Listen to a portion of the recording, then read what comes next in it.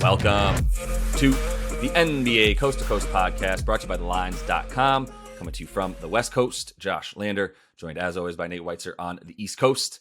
And we are looking at game one of the 2023 NBA Finals here. This is our best bets video. We've also got a player props one up, so make sure to like and subscribe to that page. Should also mention we do have our future series prices up as well. Some stuff we're looking at in there, so follow along for that one. Also, head to thelines.com. You can check out all the great written content we're putting up on the site and use the odds finder tool that we have up there to shop those lines. Make sure you're getting the best juice available to you on all these bets you're making in the NBA Finals here. Nate, let's not waste any time and jump right into why you think there's going to be less than 219 points scored in game one. Well, it's a pretty big change from the end of that Heat-Celtics series where the total was 203 in the last game and it did go under. And so, I mean, Denver is a much more capable offensive team and they're going to be harder to deal with than Miami, at least from a X's and O's standpoint. Like, Miami can't zone them up that much. They can't. Nobody can deal with Jokic. Denver goes off at home all the time, but with 8 days off, there's going to be an element of rust, at least for a quarter or two. I don't know if it'll be the first quarter. I don't know, second quarter, maybe third, fourth. At some point, Denver's going to sputter a little bit. I don't think they're just going to be firing on all cylinders after this huge layoff.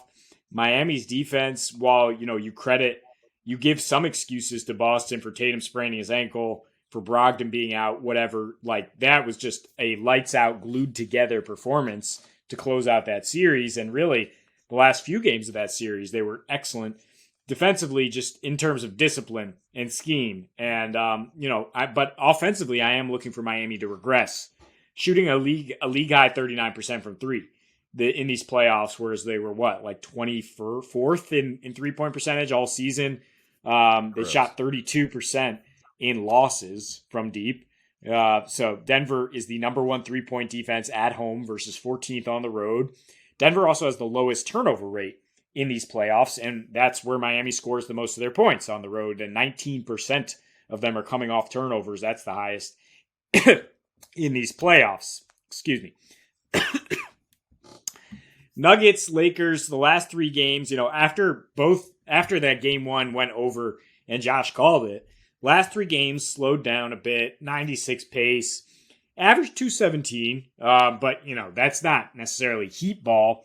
The Heat will have played at a 93 pace since that Knicks series started, a 91 pace in the last three against the Celtics.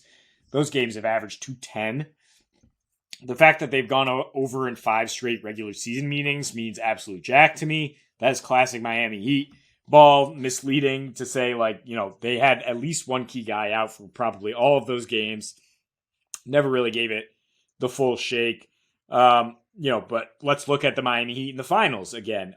5 of their 6 games against the Lakers were 219 or lower. 4 of the 6 games went under. Game 1, they only scored 98 points. It was a 92 pace. The Heat is 9-8 to the under on a rest disadvantage. Denver 12-2 to the under on rest advantage. Also 27-21 at home in terms of their under. So the fact that Denver scores more is very notable all season, the home road splits, but the defense is just the same in terms of how much better it is at home versus on the road. So I don't really think Miami wants to get into an up and down game. I think they have the right strategy to play that slower and to keep it slower and try to muck it up because, they want to drag you into the mud. They want it to be close in the fourth quarter where they can use their clutch chops to try to steal a game, and that's what they've done at every turn so far in these playoffs is steal game one on the road. So I'm not even necessarily disagreeing with you, but I'm playing a different bet that I wouldn't really be able to play yours with as my first bet, which is actually Denver to get their team total. And I'm just doing this for game one because it's high for NBA Finals for this point in the season at 114.5 for them. It is good value on FanDuel at minus 105 for that to happen. I just think they're going to do what they've done in game one at home in 3 different scenarios and 3 different series so far, where they've just pushed the pace. 3. Well, the first game against Minnesota, Yes. yeah, like they had 87 points in the third quarter. And then they didn't have to play anybody in the fourth, and then they only dropped 22. They came out slow a bit in the first quarter of that game against Minnesota. They still ended up winning the quarter by a bunch and already having the game in lock, even though the first like 4 minutes was kind of gross. And then after that, they were just like, wait, and put them away by the end of the first quarter and solidified it at the end of the second. Which is why, even when they scored they scored 32 points in the third quarter of that game one, because they were just like, let's get off the floor. But I just don't see that being the case. I think they keep pushing it the way that they have. Like I said, at home, they played a little bit of a faster pace in general. They scored 19 fast break points per game at home in this playoffs. That's a lot of fast break points. Like if a team gets like 15 fast break points, we're like, wow, that was a lot of fast break points. And they're averaging 19 in the playoffs at home.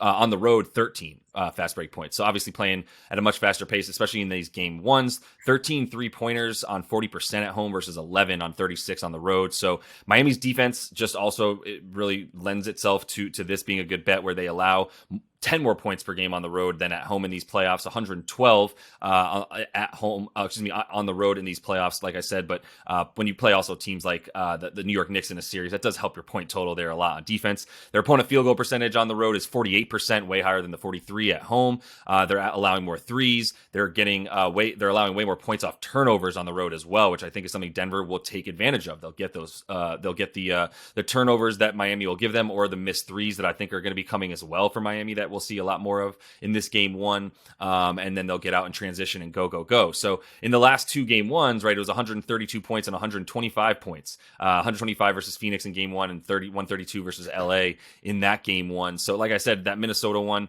I'm definitely discounting it a bit. But look, I'm not even hating on your bet. I just couldn't do it because I do think I would consider taking like 8 points. I took Denver at -7 but like 3 days ago, and was just like, I'm pretty sure that's going to go up, and it's at 8.5 now, 9 on some books. So I'm fine with the 7 points I got it at to start with, playing to get ahead of that essentially. So I'm just doing this for game one. We'll see. Even if they did score 121 in this game or something like that, and had an incredible offensive game against the Heat in game one, I don't know that I would just go back to the well in game two or anything like that. I just think this is a sort of right moment for this opportunity.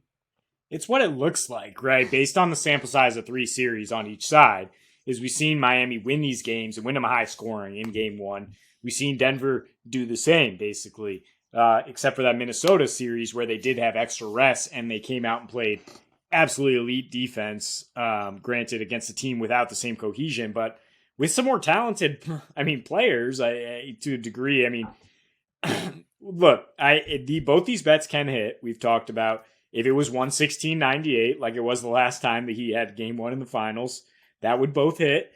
I think what you want here, though, it maybe is Denver money line plus the over as the correlation to say, like, they're comfortable in that type of game. That's how they played at home. And the other team is just like, look, you just can't keep up with us. We process too fast. We're too deep and we're too good.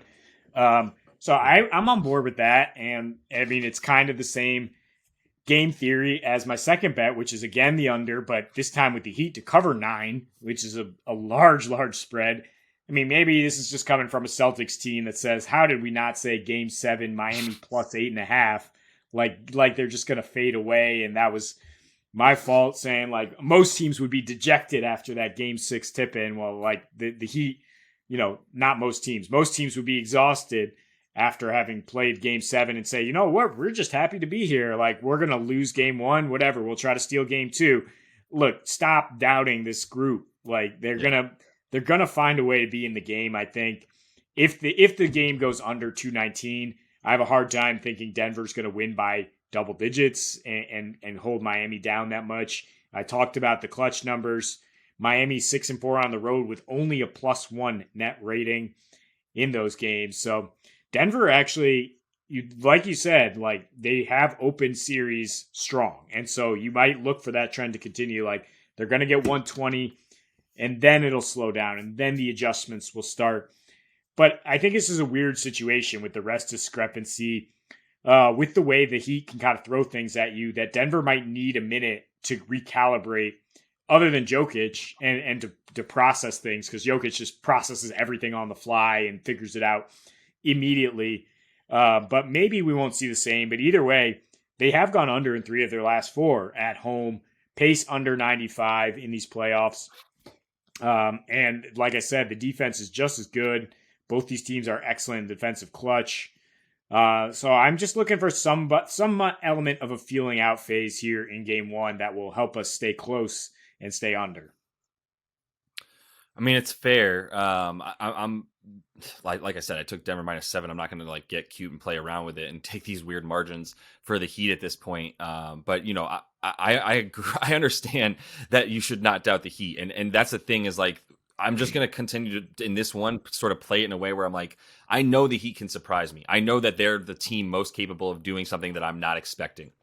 But I still have to do what I think is going to happen and bet on it the way that I think it's going to happen. And I do think that, you know, the Heat to cover 9 is fine, but I'm already riding with Denver in such a strong way. And partly, you know, I think that's because I think of the way they're going to come out, which is the final bet about quarter 1, and just trying to find some ways to play it. Like you could just simplify this and play it at Denver -3. They're winning by an average of 3.5 points per game in the first quarter in these playoffs. So like they are a very, very good first quarter team. I think they've only lost 3 first quarters of all 15 games that they've played in these playoffs at this point. So like they're an incredible first quarter team. And the juice is whatever. It's normal, like -110, 115, wherever you want to find it, for them to win the first quarter by 3 points or more. Well, more than 3 points. But I'm going to kind of look around at like the way that you can get the winning margins for them, especially on DraftKings where they give you some pretty nice odds. So basically, you know, Denver to win the first quarter by 1 to 3 is +450. Denver to win by 4 to 6 points in the first quarter is +450.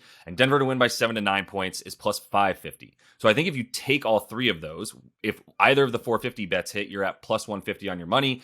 If the 550 bet hits, you're at +250 on your money there. And just a way to juice up that they will be winning by the end of this first quarter. But obviously we need the Heat to stick around enough to not be getting blown out by double digits at the end of the first. And I think we both think that they have enough pride and ability to do that. So, and maybe you even think about Jimmy Butler being the one to kind of keep them going in that first quarter, the way that he did in the first quarter of this game 7 as well, where he was like, I'm coming out and I'm making a statement. And that's what he does at the beginning of series as well. So I think there's some good, I'm hoping Jimmy keeps us closer than double digits in the first quarter, because I do see the Nuggets coming out firing. Like I think they come out like a well-oiled machine. They drop the 30 points that they've been averaging in the first quarter of these playoffs. And like I said, they've only been giving up 26.5. Then you got Miami at 27 and 27 points per game allowed and scoring. So I think, you know, they're coming out a little bit slow at times, the Heat, you know, and needing, obviously the second quarter is where they're a little bit worse and they really do well in that third quarter. But I think this first quarter is going to just be an opportunity for them to just show a little bit of their tired legs, show that the Nuggets come out super fresh and super prepared for this, and take advantage of the fact that like Jimmy, Bam, and Caleb Martin all played at least 42 minutes in the last 2 games of that series. You really think they're going to come out? Like, I agree, because I don't think Denver can be up 10 plus points. I don't think they can be that sharp after not playing for this long. Like it's just that's an absurd amount of rest. And I think the lack of rest for Miami is probably blown out of proportion. Like, despite playing a 7-game series, you have 2+ days off. You have 3 full days before you play this game. Like, they are professional athletes. They should be fine. Also, the altitude at Denver is blown out of proportion to a degree. Like, Miami, I think, will be fine.